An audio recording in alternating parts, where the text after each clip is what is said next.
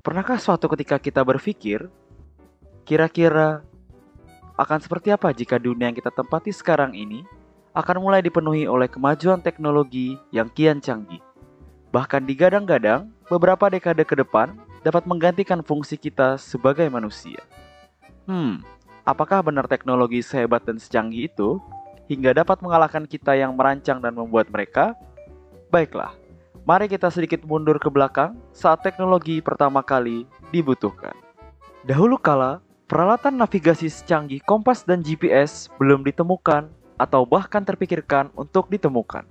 Namun dikarenakan sulitnya pernavigasian tanpa sebuah bantuan alat yang memudahkan penentuan arah dan mata angin, maka atas rasa penasaran yang tinggi dari para pendahulu kita, ditemukanlah sebuah benda bernama kompas yang kemudian mulai dikembangkan dalam ilmu kartografi hingga lahir sebuah alat yang kita namakan sekarang adalah peta.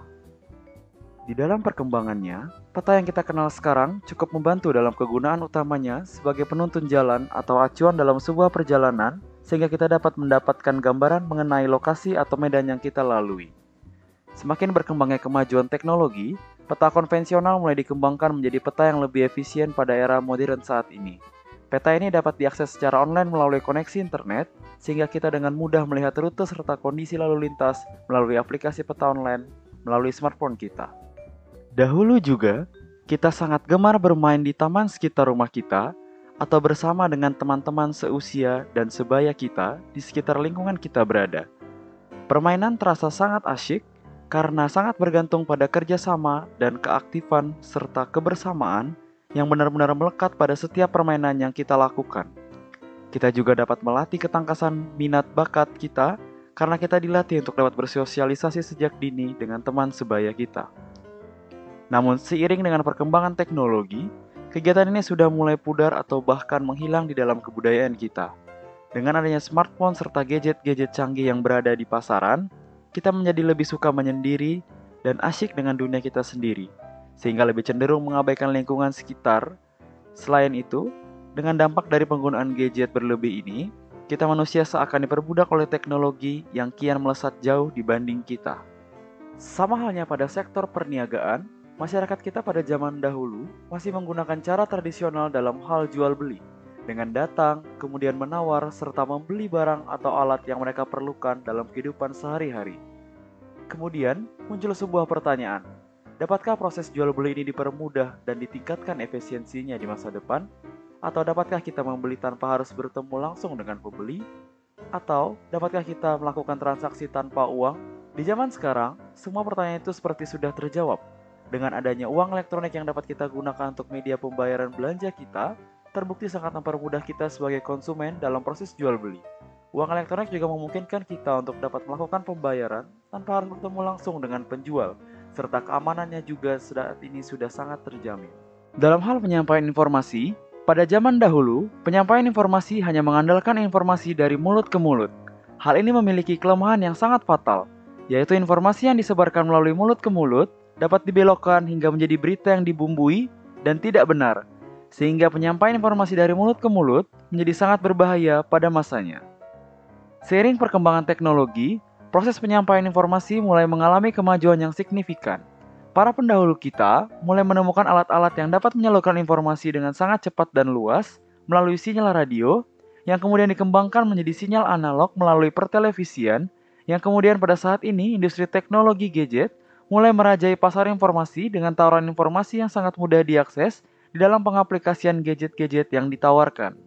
Di dalam lingkungan pabrik yang telah menjadi rumah kedua bagi sebagian besar pekerja, muncul rasa khawatir akan perubahan yang tidak terhindarkan.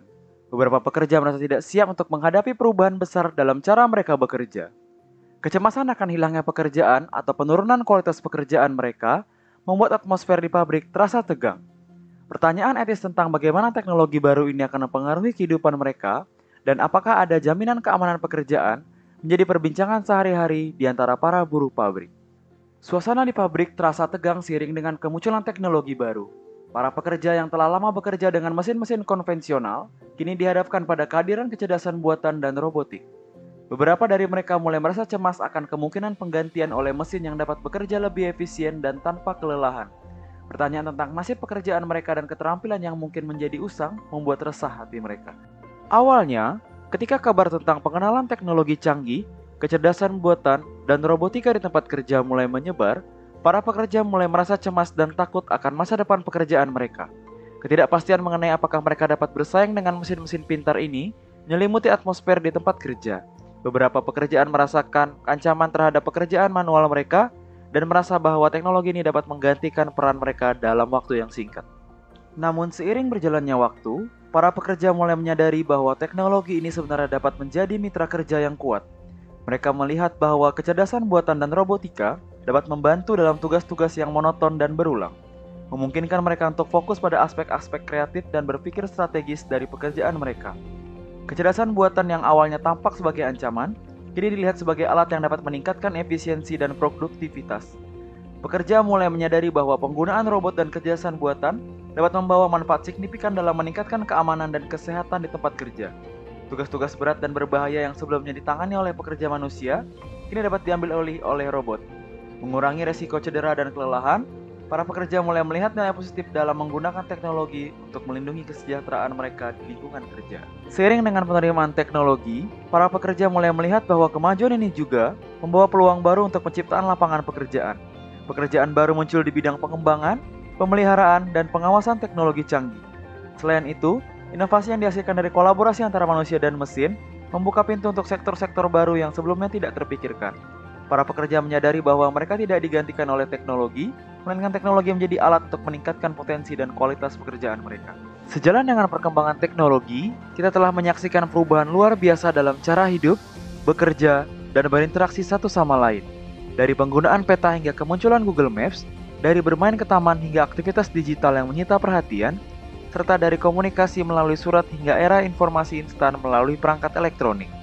Dengan cara ini kita dapat melangkah maju ke dalam era teknologi yang lebih yakin, tahu bahwa kita memiliki kontrol untuk membentuk masa depan yang penuh inovasi, tetapi tetap manusiawi dan berkelanjutan. Itulah tantangan dan panggilan kita di tengah lautan perubahan teknologi ini. Dan seperti biasa, terima kasih.